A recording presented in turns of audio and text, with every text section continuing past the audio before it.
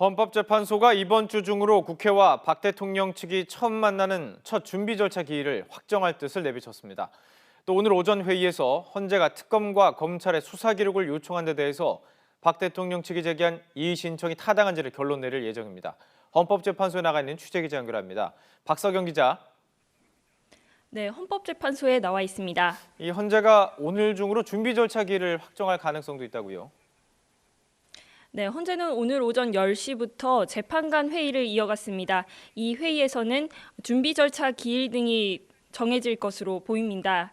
앞서 헌재는 박 대통령 측과 국회 측에 준비 기일 지정 관련 의견을 내달라 요청했는데요.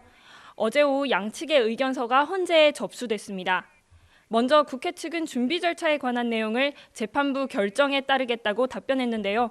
그러면서도 증거 목록과 입증 계획의 제출 기한인 21일, 즉 내일 이후에 준비 절차 기일을 지정하면 좋겠다고 밝혔습니다. 이 때문에 이번 주 목요일이나 금요일에 준비 절차 기일이 열릴 가능성이 크다는 전망도 나옵니다.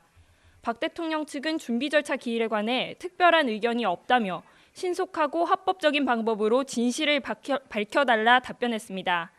양측이 헌재의 뜻에 따르겠다고 한 만큼 이르면 오늘 첫 준비 절차 기일이 확정될 수도 있을 것으로 보입니다. 앞서 헌재는 신속한 탄핵 심판을 위해 이번 주 내로 준비 절차 기일을 진행할 가능성이 있다고 설명했습니다. 준비 절차 기일에는 양측 대리인이 참석해 탄핵 소추 사유에 대한 각자의 주장과 쟁점을 정리해 제시하게 되는데요. 탄핵 심판을 앞두고 국회 측과 박 대통령 측이 처음으로 마주하게 되는 겁니다. 네, 또 이 박 대통령 측이 낸 이의 신청이 타당한지도 결론 날 것으로 보인다고요? 네, 헌재는 특검과 검찰의 수사 기록을 요청한 상태인데요.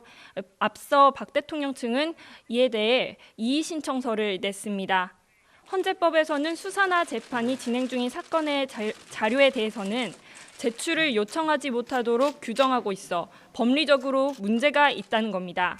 이에 헌재는 박 대통령 측 이의 신청을 받아들일지 등을 논의할 예정인데 기각될 가능성이 점쳐지고 있습니다.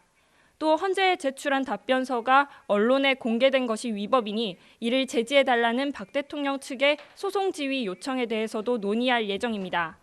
앞서 국회 측은 박 대통령 측이 헌재에 제출한 26쪽 분량의 답변서 요지 등을 공개했는데요. 박 대통령은 답변서에서 최순실 씨의 국정 개입 의혹은 사실이 아니고 자신과는 무관하다고 주장했습니다. 이와 함께 최 씨 등의 재판이 진행되고 있다는 점을 들어 헌재의 탄핵 심판을 늦추려는 의도도 담겨 있는 것으로 확인됐습니다. 지금까지 헌법재판소에서 YTN 박서경입니다.